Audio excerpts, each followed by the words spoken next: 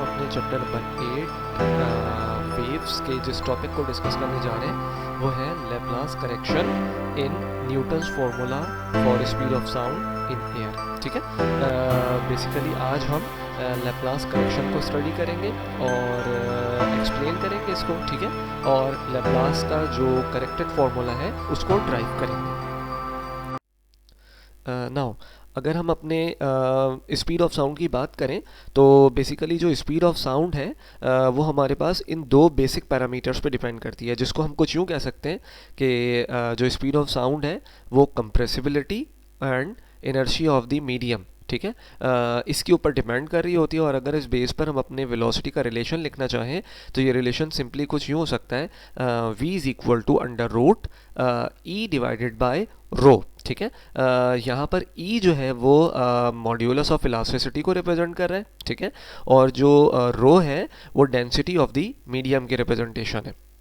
अगर हम यहाँ पे अपने मॉड्यूलस ऑफ इलास्टिसिटी को रिप्रेजेंट करें जो कि इक्वल है E इज़ इक्वल टू, यानी modulus of elasticity E is equal to stress upon strain. ठीक है, अब यहाँ पर जो स्ट्रेस है वो बेसिकली हमारे पास फोर्स ओवर एरिया, यानी उसको हम डेल्टा पी से रिप्रेजेंट करते हैं, और डिनोमिनेटर में जो डेल्टा वी अपॉन वी है ये बेसिकली स्ट्रेन को रिप्रेजेंट कर रहा है। ठीक है, नाउ स्टूडेंट्स, आज हम बेसिकली लेप्लास करेक्शन को डिस्कस कर रहे हैं, मगर न्यूटन का जो फार्मूला है speed of sound in air में सिर्फ उसको रिव्यू कर लेते हैं। तो न्यूटन ने जो डिफ़ाइन किया था वो ये था कि हमारे पास ये जो स्पीड ऑफ साउंड जो है जब वो मूव करती हैं एयर में तो ये एक आइसोथर्मल प्रोसेस होता है। ठीक है, और इस बेस पे जो न्यूटन ने फार्मूला ड्राइव किया था वो था v is equal to under root P over rho. ठीक है, न्यूटन के इस फॉर्मूले के मुताबिक जो वैल्यू आ रही थी वेलोसिटी ऑफ साउंड की वो थी 281 मीटर पर सेकंड,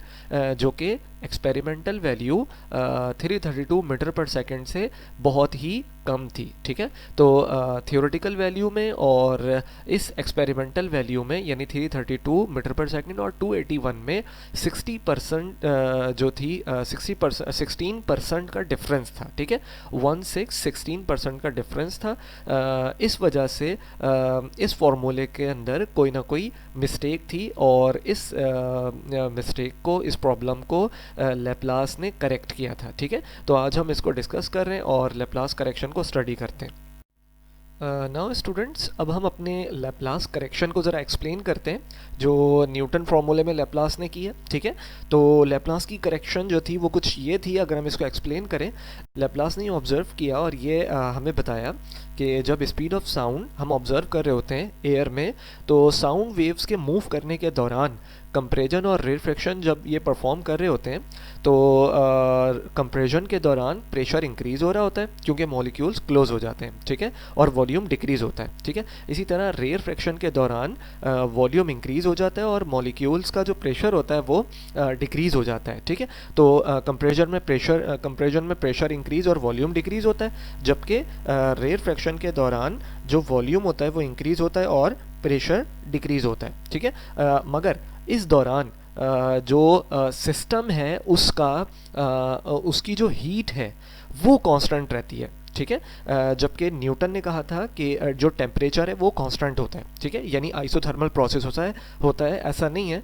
लेप्लास ने कहा कि ऐसा नहीं है, बल्कि ये जो है एक ऐसा प्रोसेस है जिसके दौरान सिस्टम की हीट जो है वो कांस्टेंट होती है। ठीक है, इसको लेप्लास ने किस तरह एक्सप्लेन किया, उसने ये कहा कि ये जो कंप्रेशन और रेफ्रैक्शन का प्रोसेस है ये रैपिड होता है। ठीक है, ये तेज़ी से हो रहा होता है, ये एक रैपिड प्रोसेस है कंप्रेशन और रिफ्रैक्शन का, जिसके दौरान जो टेम्परेचर इंक्रीज़ होता है कंप्रेशन के दौरान उसको डिक्रीज़ होने का टाइम नहीं मिलता। ठीक है, यानी वो डिक्रीज़ नहीं हो पाता, मगर सिस्टम का जहाँ साउंड वेव मूव कर रही हैं जिस सिस्टम में मौजूद है उस सिस्टम की हीट चेंज नहीं हो पाती। ठीक है, तो सिस्टम की जो हीट होती है वो कांस्टेंट रहती है। ठीक है, यानी साउंड वेव जब मूव करती हैं और इनकी वेलोसिटी को हम ऑब्जर्व करते हैं तो साउंड वेव के मूव करने के दौरान एयर में एडियाबेटिकली इनकी मूवमेंट हो रही होती है, ठीक है। यानी ये एक एडियाबेटिक प्रोसेस है जिस दौरान सिस्टम की जो हीट होती है वो कांस्टेंट रहती है, ठीक है। तो इस चीज़ को बेस बनाकर लैप्लास ने न्यूटन का जो फार्मूला था उसमें करेक्शन की और उस फार्मूले को ड्राइव किया, ठीक है। अब नेक्स्ट स्लाइड्स में हम अपने लैप्लास का जो ड्राइव्ड फार्मूला है और करेक्टेड फार्मूला है उसको हम ड्राइव करते हैं और उसको देखते हैं।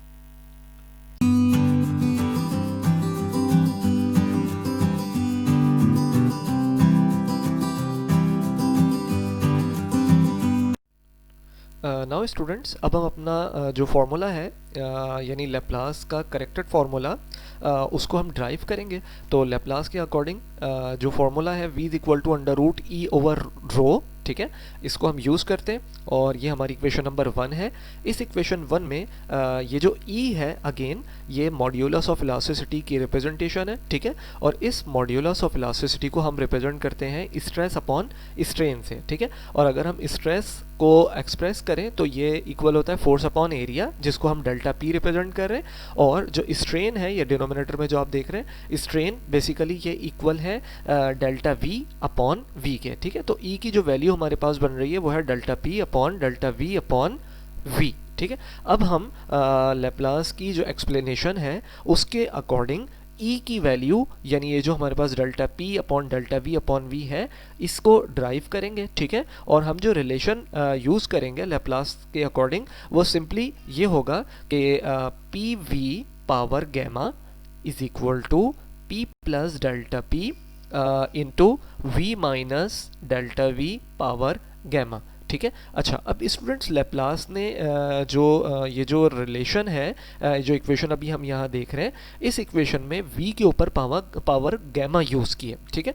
ये जो गैमा है बेसिकली ये इसलिए यूज़ किया है लैप्लास ने कि ये बेसिकली एक एडियाबैटिक प्रोसेस है, ठीक है। साउंड वेव जब ट्रैवल करती हैं एयर में तो इस दौरान ये जो प्रोसेस होता है ये एडियाबैटिक होता है, ठीक है। तो या इस वजह से ये पावर गैमा यूज़ की है। और अगर हम गैमा को सिंपली डिफाइन करें तो ये गैमा इक्वल होता है molar specific heat at constant pressure divided by molar specific heat at constant volume के, ठीक है। ये सिंपली गैमा की रिप्रेजेंटेशन है। अच्छा, अब ये जो हम सिंपल बात करें कि पी वी ये वॉल्यूम है, ठीक है, जिसके ऊपर पावर गैमा है is equal to P plus delta P। अगर प्रेशर इंक्रीज हो रहा है, ठीक है, तो वॉल्यूम डिक्रीज होगा। तो P में इंक्रीमेंट आ रहा है यानी डेल्टा P प्लस में है तो जो वॉल्यूम होगा वो डिक्रीज हो रहा होगा, ठीक है। और क्योंकि यहाँ पर V की पावर गैमा है तो यही चीज़ यहाँ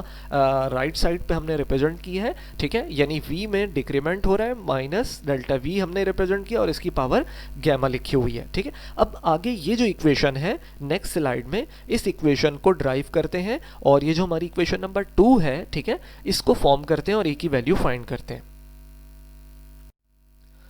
नाउ स्टूडेंट्स, तो अब हमारे पास ये इक्वेशन जो अभी हम रिप्रेजेंट करें इसको आगे मज़ीद सॉल्व करते हैं। देखिए अगर हम अपने इस इक्वेशन को ये जो अभी हम यहाँ देख रहे थे इसको इस तरह अरेंज करें कि ये जो हमारे पास ब्रैकेट है जिसके ऊपर पावर गैमा है राइट हैंड साइड पे, ठीक है, इसमें से हम v कॉमन ले लेते हैं, ठीक है। जब हम v कॉमन करेंगे तो ये जो हमारा v था इसकी जगह 1 आ जाएगा, ठीक है। और ये जो डेल्टा v यहाँ पर लिखा हुआ है इसके डिनोमिनेटर में v अरेंज हो जाएगा, ठीक है। क्योंकि इसके पास ये जो डेल्टा v है इसके पास v नहीं था तो जिस वैल्यू के पास सिंपल हम इसको यूँ समझ लेते हैं कि वैल्यू नहीं होती, ठीक है, कॉमन देने के लिए तो उसके डिनोमिनेटर में वो वैल्यू अरेंज हो जाती है। या इसको सॉल्व करने का एक तरीका ये भी है कि आप डिवाइड कर दीजिए इस ब्रैकेट के अंदर, ठीक है, पावर गैमा वाले ब्रैकेट के अंदर डिवाइड और मल्टीप्लाई कर दीजिए v से।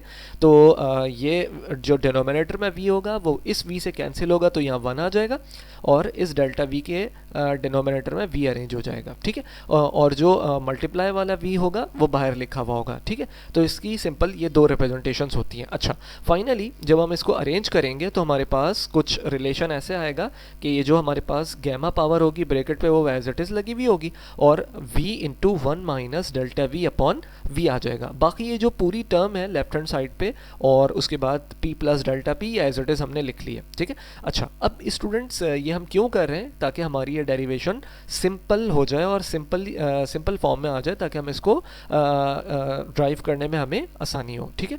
तो अब देखिए ये जो पावर गैमा है ये आप इस v पर और इस ब्रैकेट पर यानी one minus delta we upon v पर अप्लाई कर दीजिए, ठीक है।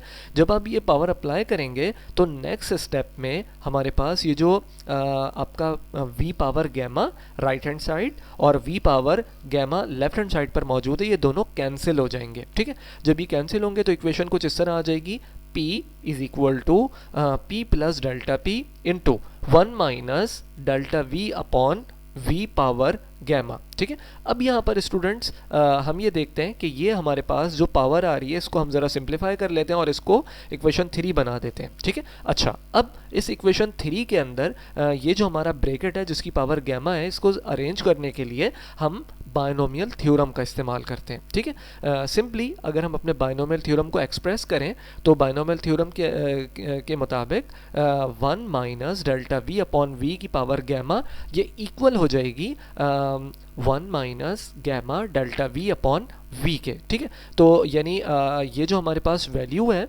ठीक है, बायनोमियल अप्लाई करने पर ये हमारे पास सिंपल ये जो पावर होगी ये डेल्टा वी अपॉन वी से मल्टीप्लाई में आ जाएगी, ठीक है। अच्छा, अब ये जो वैल्यू आ चुकी है, ठीक है, one minus delta we upon v power gamma की जो कि इक्वल है one minus gamma delta we upon v, इसको इक्वेशन नंबर 3 में पुट कर देते हैं, ठीक है। तो इक्वेशन 3 में वैल्यू पुट करेंगे तो इक्वेशन कुछ यूँ हो जाएगी, p is equal to p plus delta p into one minus gamma delta we upon v, ठीक है।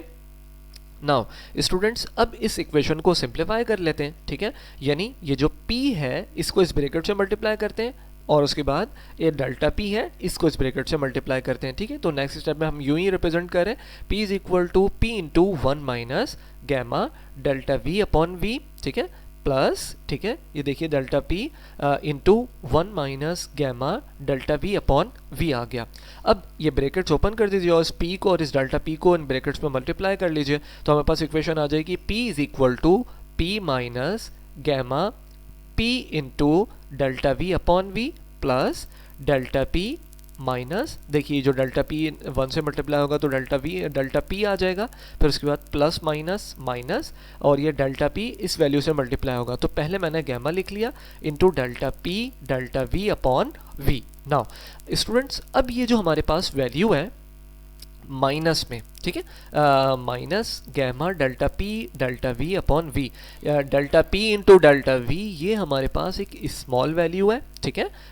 जब ये मल्टीप्लाई होगी तो ये हमें आउटपुट में एक स्मॉल वैल्यू देगी, ठीक है। तो ये हमारे पास एक स्मॉल वैल्यू है इसलिए हम इसको नेग्लेक्ट कर देते हैं तो हमारे पास इक्वेशन इस फॉर्म में आ जाएगी, p is equal to p minus gamma p into delta v upon v plus delta p, ठीक है। नाउ स्टूडेंट्स अब हम ये देख रहे हैं अगर हम इस इक्वेशन को मजीद अरेंज करें तो देखिए जो p और p है left hand side right hand side पर ये कैंसिल हो जाएगा और ये जो माइनस में वैल्यू है minus gamma p delta v upon v, इस वैल्यू को हम अपनी लेफ्ट हैंड साइड पे मूव कर लेते हैं, ठीक है। तो अब इक्वेशन बन जाएगी gamma p delta v upon v is equal to delta p, ठीक है। नाउ स्टूडेंट्स अब सिंपली ये जो हमारे पास डेल्टा v अपॉन v है इन दोनों को इस वैल्यू को हम अपनी राइट हैंड साइड पे मूव कर लें तो हमें इक्वेशन कुछ यूँ अरेंज होकर मिलेगी, gamma p is equal to delta p upon delta v upon v, ठीक है। ये जो डेल्टा v अपॉन v है यहाँ p और गैमा से मल्टीप्लाई हो रहा है तो दूसरी तरफ जाके राइट हैंड साइड पे ये डिवाइड हो जाएगा, ठीक है।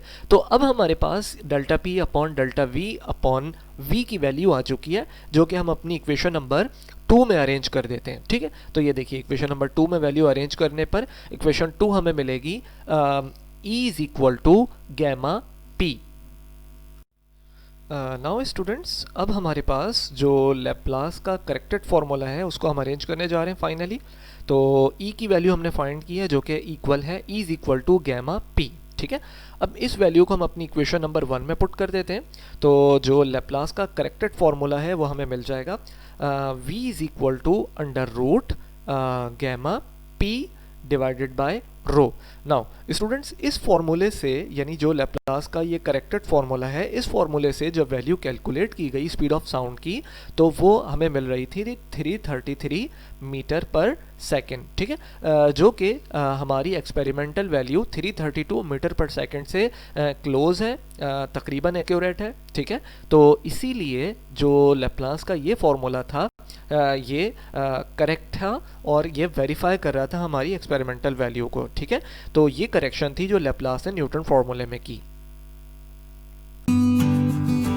नाउ स्टूडेंट्स, आज हमारा सिंपल सा क्वेश्चन है। ठीक है, और ये 2 क्वेश्चंस हैं बेसिकली आज हमारे।